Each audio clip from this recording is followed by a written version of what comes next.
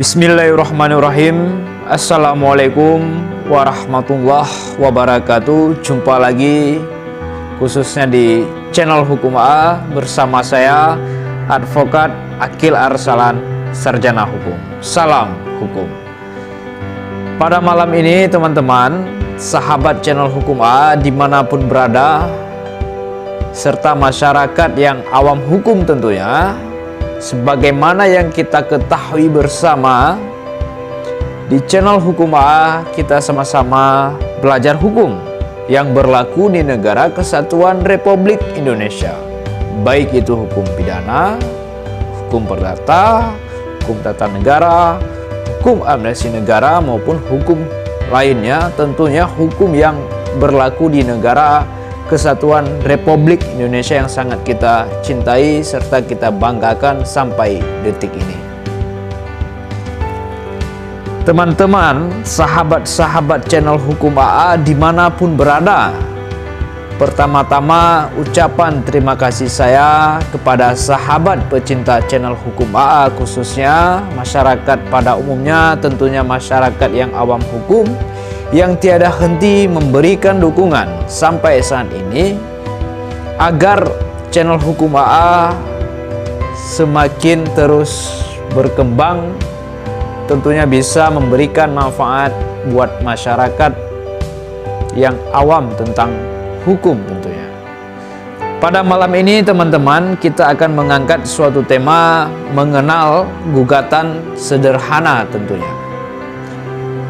Ketika kita berbicara gugatan sederhana, itu sendiri adalah tata pemeriksaan di persidangan terhadap gugatan perdata dengan gugatan material paling banyak itu 500 juta rupiah tentunya. Itu merupakan yang dimaksud dalam gugatan sederhana. Gugatan sederhana ini materialnya paling banyak itu 500 juta rupiah terkait gugatan yang diajukan, tentunya gugatan sederhana teman-teman.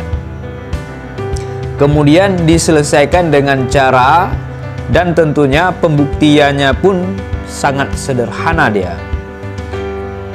Kemudian teman-teman, di mana beda atau perbedaan antara gugatan sederhana itu dengan gugatan pada umumnya, yaitu nilai kerugian material yang lebih khusus ditentukan pada nilai atau pada gugatan sederhana ini tidak melebihi 500 juta rupiah atau paling banyak 500 juta rupiah terkait gugatan sederhana yang akan teman-teman ajukan di pengadilan umum tentunya.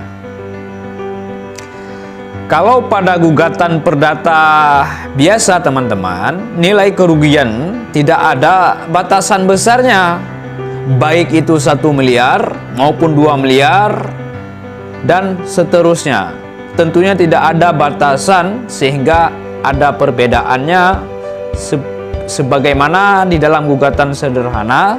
Seperti yang saya jelaskan tadi, dia itu paling banyak itu 500 juta rupiah kerugian material. Selanjutnya, karena berbicara gugatan sederhana ini, ketika diperiksa, hanya diperiksa dan diputuskan oleh hakim tunggal. Harus diingat, gugatan sederhana ini diperiksa dan diputuskan oleh hakim tunggal dalam lingkup kewenangan peradilan umum teman-teman. Apa dasar hukumnya bang? Kan itu jadi pertanyaan terkait gugatan sederhana. Selanjutnya teman-teman, Mahkamah Agung Republik Indonesia telah mengeluarkan peraturan Mahkamah Agung nomor 4 tahun 2019 tentang perubahan atas Peraturan Mahkamah Agung Republik Indonesia Nomor 2 Tahun 2015 tentang cara penyelesaian gugatan sederhana. Diterbitkan gugatan atau peraturan terkait gugatan sederhana ini, teman-teman, sebagaimana yang disebutkan Peraturan Mahkamah Agung RI Nomor 4 Tahun 2019 tentang perubahan atas Peraturan Mahkamah Agung RI Nomor 2 Tahun 2015 tentang cara penyelesaian gugatan sederhana, bertujuan untuk mempercepatkan proses penyelesaian perkara. Ingat, untuk mempercepatkan proses penyelesaian perkara sesuai asas peradilan cepat dan biaya ringan. Setelah diterbitkan Peraturan Mahkamah Agung Republik Indonesia Nomor 4 Tahun 2019 ini, teman-teman, sahabat channel Hukum A dimanapun berada, yaitu salah satu cara serta manfaat untuk mengurangi volume perkara di Mahkamah Agung dan sebagai perubahan atas Peraturan Mahkamah Agung Nomor 2 Tahun 2015, teman-teman. Kemudian, gugatan sederhana yang dimaksud perkara apa saja itu yang bisa diajukan, Bang? Tentunya, sebagaimana di dalam peraturan tersebut, teman-teman, Peraturan Mahkamah Agung Nomor 4 Tahun 2019, sebagaimana yang saya uraikan tadi, di dalam peraturan tersebut, yang pertama itu, gugatan sederhana itu yang mencangkup satu, cedera janji. Yang kedua, perbuatan melawan hukum dengan nilai gugatan material tersebut, teman-teman, paling banyak itu 500 juta rupiah. Tidak bisa melebihi dari 500 juta rupiah sebagaimana yang telah diatur di dalam Peraturan Mahkamah Agung penyelesaian gugatan sederhana, teman-teman. Selanjutnya, teman-teman, perkara yang tidak, ingat, perkara yang tidak termasuk dalam gugatan sederhana. Apa saja dia? Yang pertama, perkara yang penyelesaiannya atau sengketanya dilakukan melalui pengadilan khusus sebagaimana diatur di dalam peraturan perundang-undangan atau sengketa hak atas tanah. Itu yang tidak termasuk dalam gugatan sederhana, teman-teman. Salam hukum. Jangan lupa di like, teman-teman, di subscribe, sehingga tidak ketinggalan update terbaru yang ada di channel Hukum A yang sangat kita banggakan bersama tentunya. Setelah itu, tentunya kan ada syarat untuk gugatan sederhana ini. Kan itu yang jadi pertanyaan. Syarat apa yang harus disiapkan untuk mengajukan gugatan sederhana? Sebagaimana di dalam Peraturan Mahkamah Agung Republik Indonesia Nomor 4 Tahun 2019, di dalam pasal 4 bisa dijumpai ayat 1 menyatakan para pihak dalam gugatan sederhana terdiri dari penggugat, ya kan? Ingat, terdiri dari penggugat dan tergugat yang masing-masing tidak boleh lebih dari satu kecuali kepentingan hukum yang sama tentunya. Di ayat 2 menyatakan terhadap tergugat yang tidak diketahui tempat tinggalnya tidak dapat diajukan gugatan sederhana. Jadi harus diingat di ayat 2-nya. Terhadap tergugat yang tidak diketahui tempat tinggalnya tidak dapat diajukan gugatan sederhana, teman-teman. Ayat 3, apa ayat di ayat 3 itu yang disebutkan? Di ayat 3 disebutkan penggugat dan tergugat dalam gugatan sederhana berdomisili di daerah hukum pengadilan yang sama dia. Selanjutnya 3A, dalam hal penggugat berada di wilayah hukum tempat tinggal atau domisili tergugat, penggugat dalam mengajukan gugatan menunjuk kuasa insidentil atau wakil yang beramat di wilayah hukum atau domisili tergugat dengan surat tugas dari institusi penggugat tentunya. Saya ulangi, ayat 4, penggugat dan tergugat wajib menghadiri secara langsung setiap persidangan dengan atau tanpa didampingi oleh kuasa, insidentil, atau wakil dengan surat tugas dari institusi penggugat.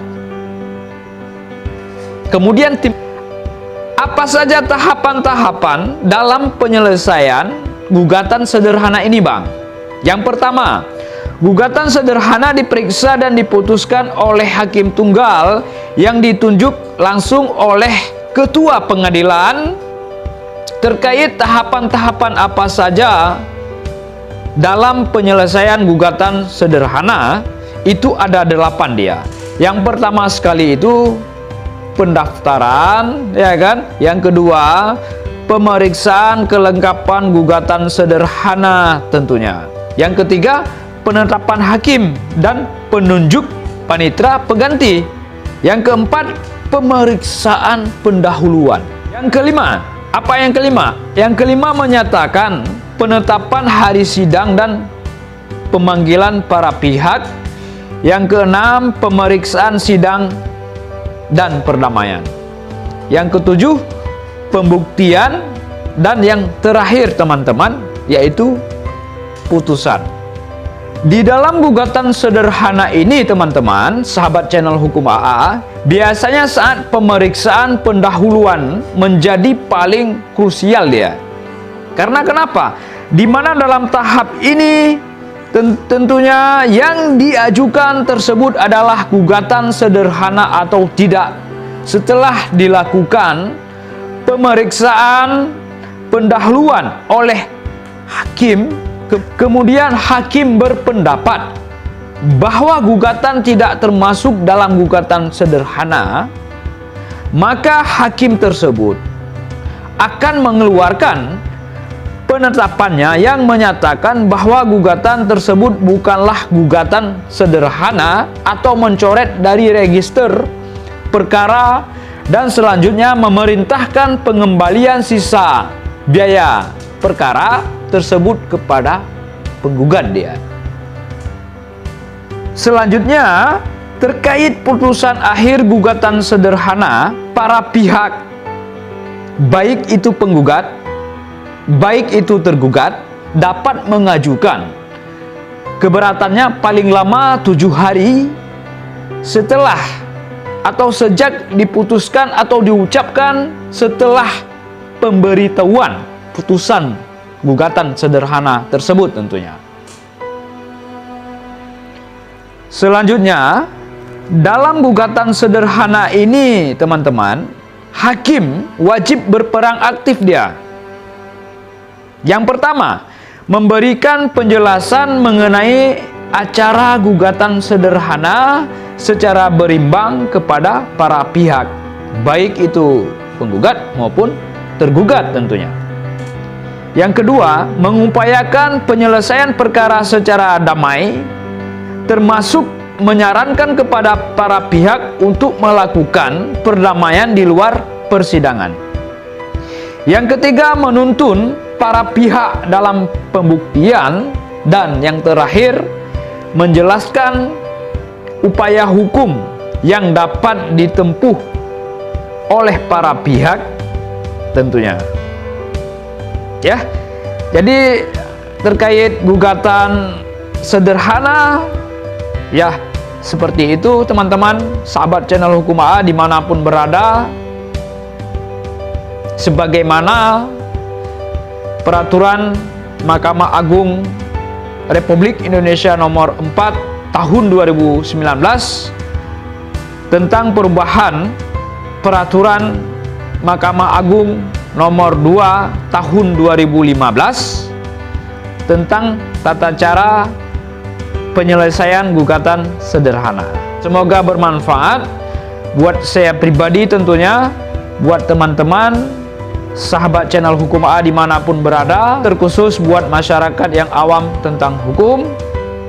Semoga para masyarakat yang mencari keadilan hukum bisa mendapatkan kepastian hukum, keadilan hukum, serta kemanfaatan hukum di negara kesatuan Republik Indonesia yang sangat kita cintai bersama tentunya.